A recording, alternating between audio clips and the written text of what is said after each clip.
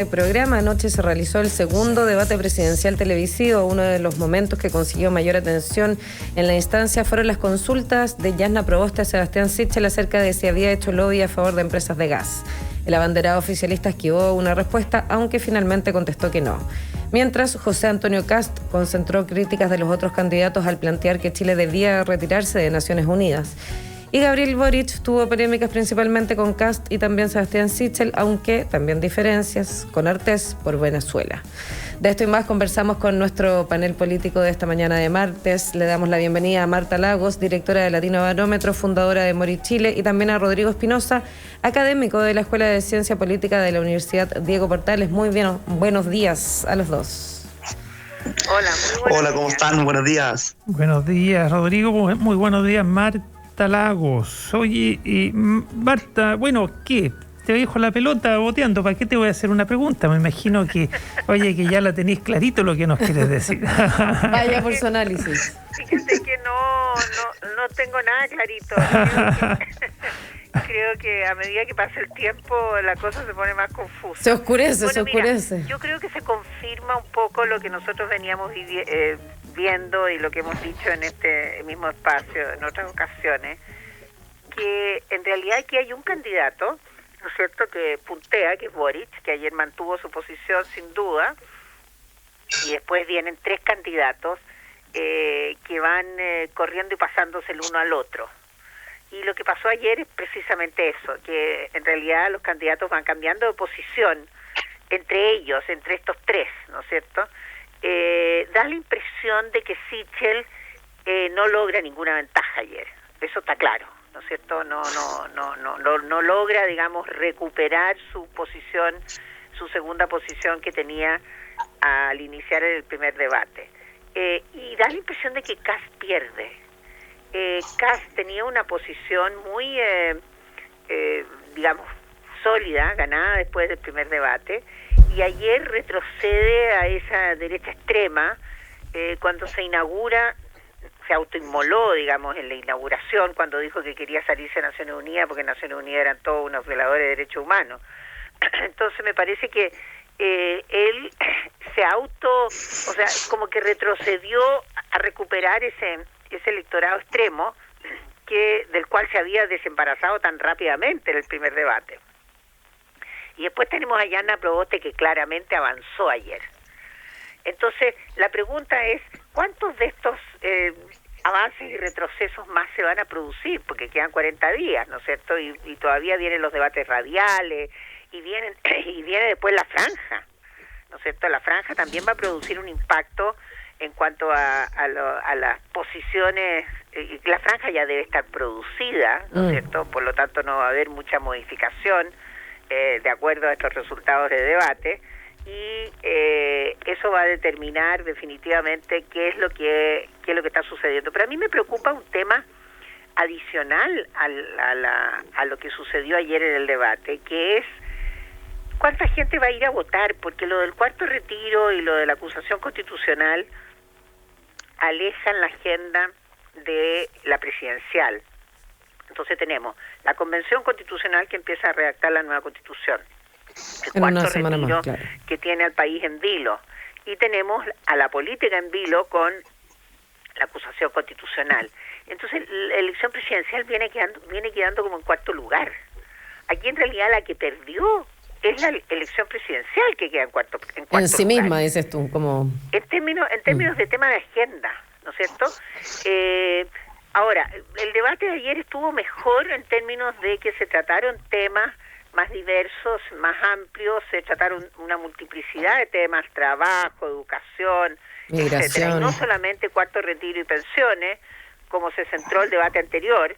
Este debate era más simpático, era bastante caótico al inicio, ¿no es cierto?, con este formato de que tenían que sortearse entre ellos, etcétera, y mucha instrucción de los periodistas, pero al final de cuentas permitió un intercambio menos rígido, temático, y bueno, se vio claramente la colusión entre Boric y Proboste, que lograron sacar de quicio tanto a Sichel como a Kast, ¿no es cierto? O sea, esa una alianza ahí, entre dices ellos, tú. ¿no es cierto? Esa coordinación entre ellos funcionó bien, porque en estos cara a cara, ¿no es cierto? Ambos lograron, por una parte Proboste logra, ¿no es cierto?, poner en jaque a Sichel con el cuento del gas, y Boric pone en jaque a Kast con el cuento de las inversiones en Panamá. Entonces me parece que ahí había una estrategia, esa estrategia funcionó, por eso digo, Proboste avanzó, y convocaron anoche, por lo menos los candidatos de izquierda, porque Meo tampoco hizo una, digamos, una confrontación, convocaron al electorado de izquierda y al electorado de centro izquierda.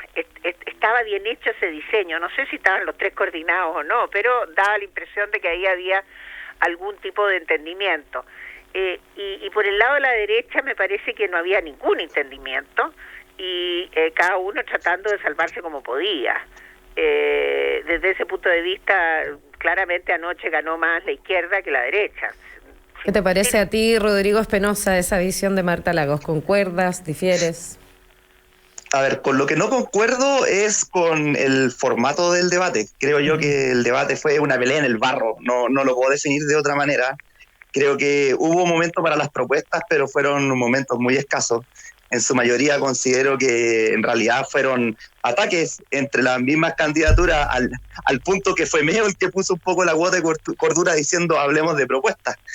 Y lo segundo, creo que también el formato, a mí al menos no me gustó mucho en comparación con el primero.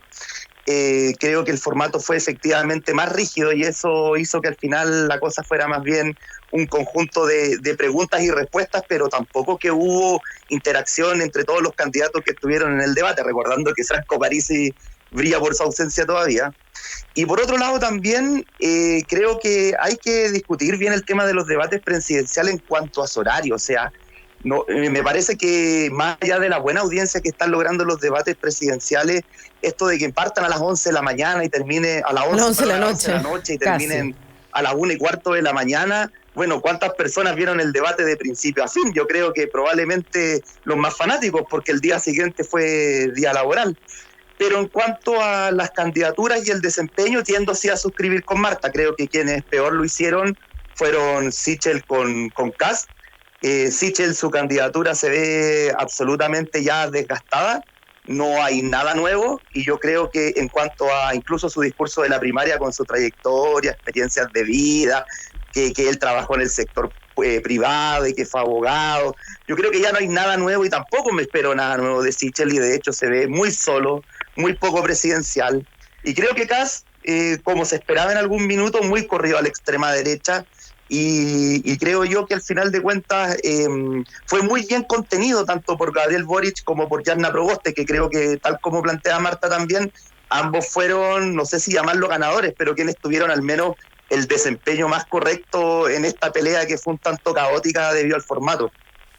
Y si en algún momento puede volver a Chile, porque ya no es si vuelve, no, sino si puede volver a Chile o no, Franco Parisi a ser un candidato de verdad, real y participando en debate, ¿puede cambiar en algo el panorama político, o ya todo indica que va a ser un candidato irrelevante?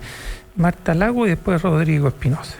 Mira, yo creo que el caso de Franco Parisi realmente, en términos políticos, es irrelevante. Él tiene su electorado, tiene su nicho, y habrán personas que voten por él.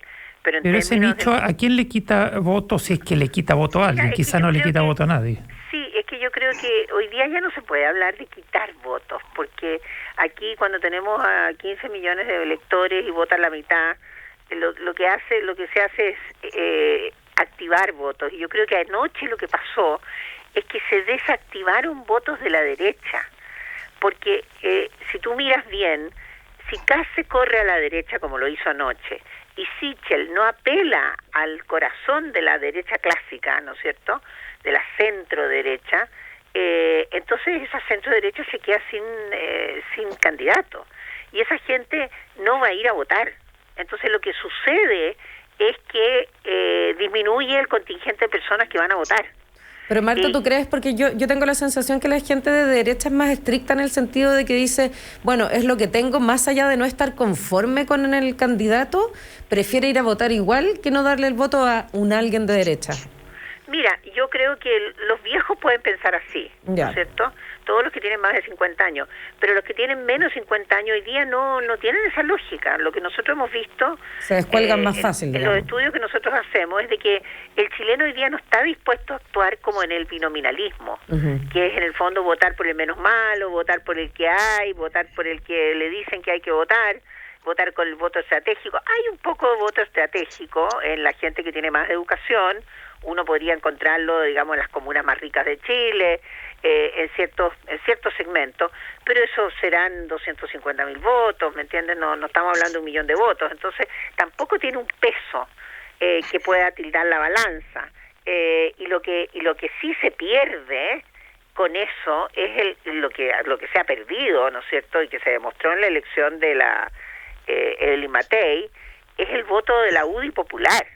Aquí la derecha tenía o tuvo una base de lo que se llamó el pinochetismo sociológico, que fue ese 44% que votó a favor de Pinochet el 5 de octubre del 88, que fue, digamos, recuperado con el liderazgo de Longueira en el gobierno de Lagos, ¿no es cierto?, después del casi triunfo de Lavín, y tú tienes ahí un contingente de gente que le dio ese poder a la UDI, el poder en la Cámara de Diputados, y que se pierde, y que ahora deja de estar activado, porque con el voto voluntario, y eso es lo absurdo de que la derecha no se haya dado cuenta, que es la que más pierde con el voto voluntario, porque pierde el voto de la UDI popular, y ese voto es el voto que no encuentra su candidato, porque claramente Sichel no apela a ese voto, ni tampoco lo hace Kast. Entonces me parece que ahí, por eso que querían elegir a Lavín de candidato, ¿no es cierto? Pensando porque que era el clásico, que era el clásico. Ahora, yo siempre pensé que la clásica era, y que le habría ido bastante mejor, era la Evelyn Matei, pero claramente Sichel puede apelar a ese voto nuevo, al voto disidente, al que no le gusta la política como está, al independiente, pero se les olvidó que también tienen que apelar al voto clásico de la derecha, que hoy día no tiene candidato. ¿Qué sensación te queda con eso a ti, Rodrigo Espinosa? ¿Hay un vacío, hay una laguna de candidato para varios en la UDI popular, especialmente ya en otras áreas o en otros sectores de la derecha? Claro, y si puede tener alguna incidencia en eso, Franco Parisi, que fue la pregunta inicial, ambas cosas. Sí, de hecho quería volver a la pregunta inicial pensando en el caso de Franco Parisi. La verdad de las cosas es que a un mes de la primera vuelta presidencial me parece bastante difícil que logre dar alguna sorpresa. O sea, para mí ese es el hecho en el papel, por una cuestión de tiempo. Sin embargo, creo que Parisi tiene sus seguidores, ojo, a pesar de que no puede poner un pie en el país, ¿cierto?, por las razones legales que ya conocemos, las cuales no voy a detallar. Y razones bien impresentables, no pagar pensión alimenticia, ni más ni menos, ¿no? Exactamente, suscribo completamente a eso. Razones bien impresentables, dicho sea de paso. Pero además de eso, la carta que podría jugar Parisi es ser la carta del independiente. Pero la verdad es que en qué magnitud podría jugar eso a su favor de ser el verdadero independiente, pensando que Sichel igual cuenta con el respaldo en el papel, al menos de los partidos de derecha, aunque poco a poco se está quedando más solo. Me parece algo relativo, pero que en el peso específico a la hora del conteo de los votos yo creo que no va a marcar mucha diferencia el desempeño electoral de Franco Parisi, menos a un mes de la elección. Ahora, pues el tema del espacio político de la derecha claramente me parece algo que está totalmente abierto y que está sujeto a cambios. O sea, más allá que las encuestas no sean instrumentos precisos de cómo va a ser la votación, sí podemos mirar la tendencia. Y estamos viendo que incluso Sichel en algunas encuestas está ubicado en el 4º lugar. Entonces, la verdad de las cosas es que José Antonio Kast, si bien lo había hecho bien dentro de lo que es su papel como candidato, el día de ayer tuvo un desempeño muy bajo, así que habrá que ver qué dicen los datos de opinión pública acerca de la tendencia de un Kast al alza y un Sichel a la baja, pero dudo que, por ejemplo, Franco Parisi se tome ese espacio o ese vacío, sí, porque al final de cuentas lo que queda ahí efectivamente es la derecha clásica y es lo que Kast está tratando de capitalizar en esta campaña presidencial. ¿Qué les parece que abordemos un poquito el tema de la acusación constitucional que se va a presentar esta semana contra el presidente Sebastián Piñera? Mañana, de hecho. Algunos anuncian que mañana, pero bueno, siempre a veces el que pueden pulirla unos días más, ¿no? Pero el punto es que va a ser muy pronto. ¿Cómo afectaría o puede afectar este proceso de elecciones presidenciales, Marta Lagos y Rodrigo Espinosa? Mira, antes de pasar al tema de la acusación, me gustaría agregar un punto que me parece importante a partir de ayer. Se va a volver cada día más importante calcular quiénes van a llegar a la urna, porque se ve un desbalance entre los votantes de la derecha y los votantes más bien del centro y de la izquierda, ¿no es cierto? Me da la impresión de que pueden activarse más votos de la centro y de la izquierda, digamos Proboste, Meo, Boric, que de los votantes de la derecha, Parisi, Kast y Sichel.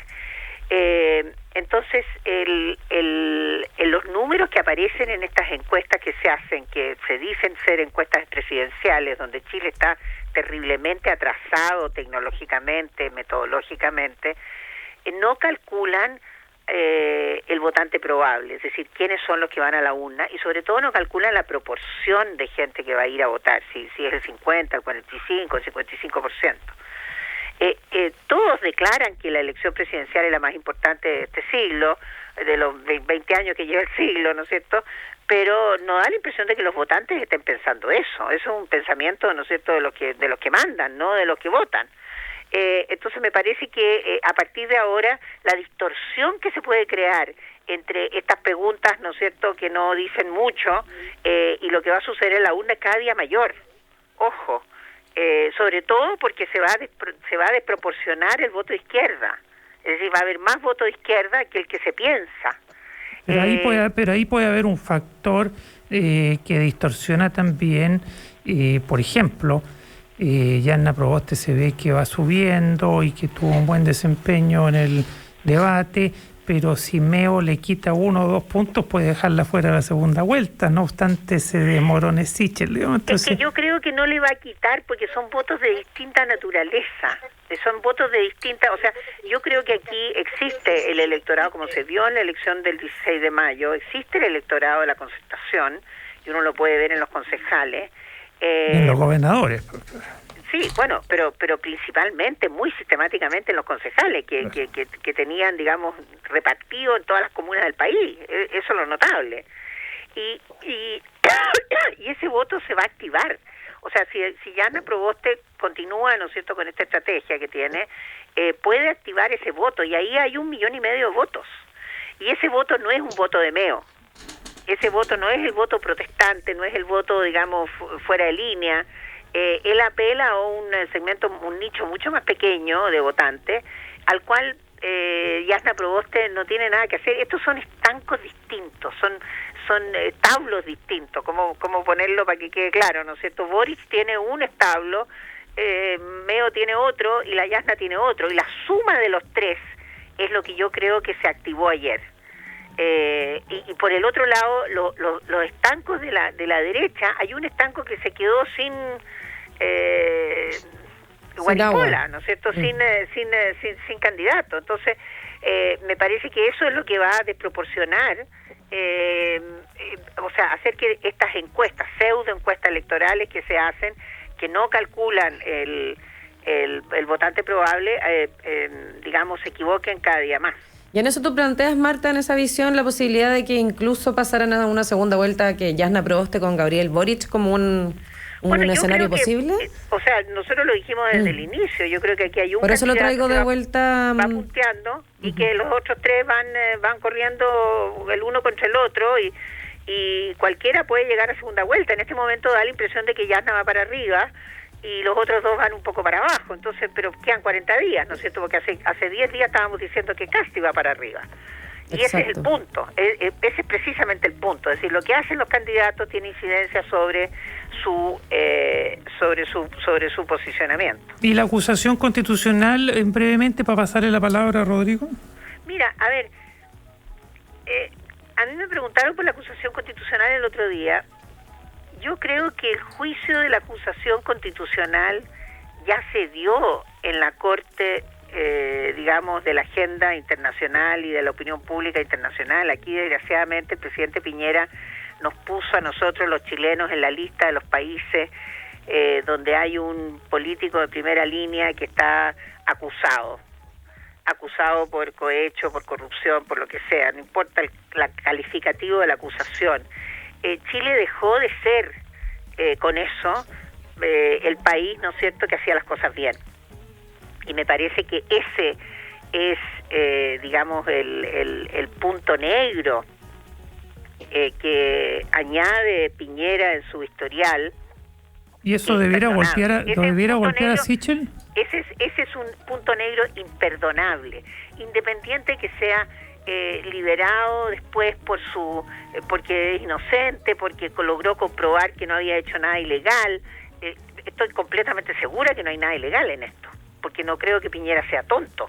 Al contrario, creo que es una persona extremadamente inteligente y tiene que haber hecho estas cosas bien.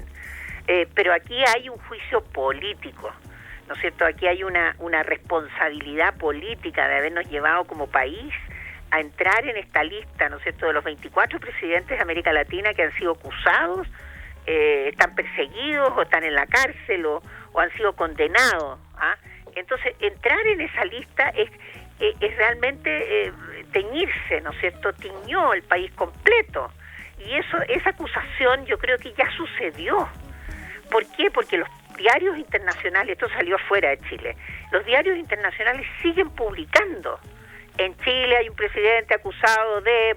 Y lo que es evidente, Marta, más allá de si es condenado o no es condenado, porque pueden operar incluso figuras como la prescripción, lo que es evidente es que hizo una operación en Chile, entre chilenos y capitales chilenos, que en un paraíso tributario para no tributar. Es decir, evadió o eludió, si se quiere ser más fino, impuestos. Eso es una realidad, más allá de la calificación jurídica.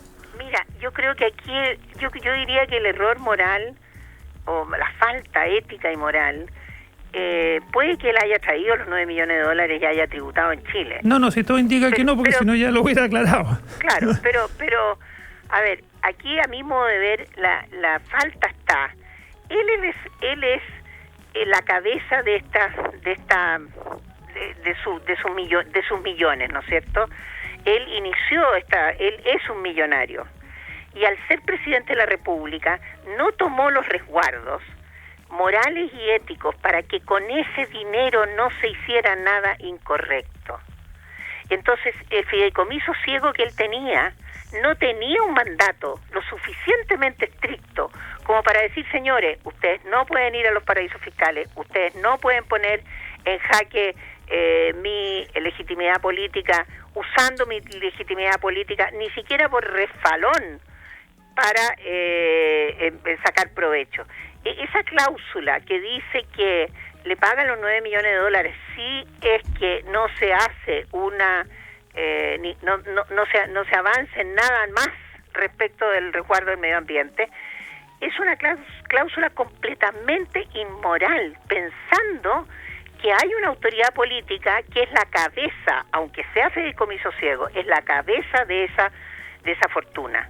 Es ahí donde yo veo la falta ética, porque si yo soy supermillonaria y me voy de política, yo digo, bueno, pongámosle cierre, metamos esto en una caja fuerte, no lo muevan durante 10 años hasta que yo termine mi participación política. Mi participación política. ¿Por qué tiene que seguir moviéndose eso? ¿Me entiendes? O sea, si yo ya soy millonario, ¿cuál es el objeto de que eso tenga que seguir moviéndose? Entonces me parece que ahí es donde está el error. El error está en creer que eso era posible de hacer sin ser juzgado internacionalmente, Marta, digamos, por una falta de ese nivel. Es que se nos acaba el tiempo y yo quería saber la opinión de Rodrigo, sobre todo si esto va a afectar a Sichel, que es el candidato de continuidad con el gobierno. ¿Qué opinión tienes tú de lo que estamos hablando, Rodrigo? Sí, que la acusación constitucional tiene justamente que ver con este punto. O sea, más allá de la arista judicial y todo lo que ha ocurrido obviamente en los medios de comunicación, que es una situación vergonzosa, dicho sea de paso, el punto político es ese, tratar de vincular la acusación constitucional con la elección presidencial. Efectivamente, tratar de ligarlo con Sebastián Sichel, y dicho sea de paso también incluir el ítem Panama Papers e incluir en este bolsón a José Antonio Kast. Yo creo que es parte de la estrategia, porque a la hora de los votos yo creo que esta acusación constitucional difícilmente prospere, y la investigación que va a llevar adelante el Ministerio Público probablemente va a tomar un par de años. Entonces, al final de cuentas, esto, más allá de su efecto, digamos, en cuanto a si prospera o no la acusación, es político y tiene que ver efectivamente con tratar de debilitar la posición de la derecha, tanto Kast como Sebastián Sichel, incluyendo el ítem de Panama Papers, en esta carrera presidencial. ¿Tú piensas ¿Tú piensas que va a ocurrir? Porque el intento es lo que tú mencionas, y tu evaluación... ¿Qué efecto real va a tener en el candidato? Yo creo que un efecto real, yo creo que en realidad a un mes de la elección podría tener algún efecto, pero ojo que la derecha está en su peor momento histórico, y de hecho el debate de las parlamentarias dentro de la propia derecha ni siquiera es tener una mayoría, sino que logremos un quinto o un tercio en el Congreso para tener únicamente poder de veto. Entonces yo creo que acá el tema está del rendimiento electoral, que probablemente va a ser bajo, por el momento que está viviendo la derecha. Podría añadirse este ítem de la acusación constitucional, pero yo creo que no va a ser algo que va a decidir la elección, sino que más bien la derecha viene anclada por otras cosas vinculadas al estallido social en adelante, siendo estrictamente, digamos, riguroso respecto a la trayectoria de lo que ha sido este gobierno en general. Bueno, ya son las 9:39, tenemos que cerrar el debate por hoy martes, pero seguiremos debatiendo la próxima semana sin duda, y contigo, Marta Lagos, conversaremos prontamente porque vamos a celebrar ahí y conocer los detalles del trabajo de Latinobarómetro en su aniversario, que están pidiendo con buenos resultados para conversar, digamos, para analizar junto a ti en una entrevista particular que espero tengamos mañana, y veremos si se concreta o otro día de esta semana. A ti también, Rodrigo Espinosa, agradecerte por esta conversación, y volveremos a hablar la próxima semana en un nuevo panel político. Muchas gracias a ustedes, un gusto. Que estén muy bien, hasta luego. Gracias, Marta, gracias, Rodrigo, muy buen día. Bueno, y antes de irnos a esta última pausa ya de la mañana, contarles de Copeuch, recordarles que es una cooperativa de ahorro y crédito con más de 900.000 socias y socios que te puede apoyar con un crédito de consumo, donde tu tarjeta de crédito te da acceso a eso que quieres, con un crédito hipotecario que te puede hacer cumplir el sueño de la casa propia. Eso es Copeuch, el lugar donde todos ganan. Puedes conocer su oferta de productos y servicios en su web, copeuch.cl. Y a nosotros nos puedes seguir escuchando a través del mostrador.cl, radiolaclave.cl, las redes sociales Facebook y YouTube, y por supuesto en la tradicional 92.9. Ya volvemos con más. Estamos presentando El Mostrador en la Clave.